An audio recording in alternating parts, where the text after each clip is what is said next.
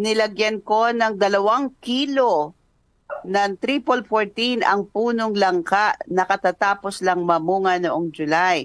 Kailan dapat lagyan ulit para mamunga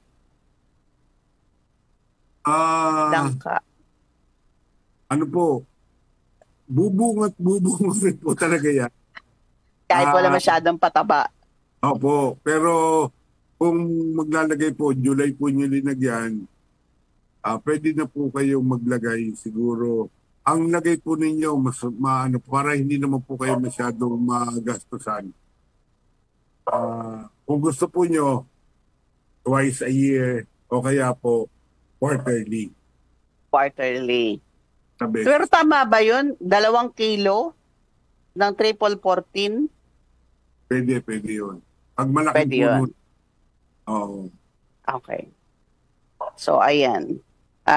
Kung, hindi, namunga daw July. Baka ngayon niya lang nilagyan ng ano. So, next quarter na po nyo lagyan para hindi naman po magastos ang pataba. Okay. Kung pwede, kung halimbawa, meron naman kayong mga, ang tawag doon, mga Organic. organic. So, yun, gamitin nyo.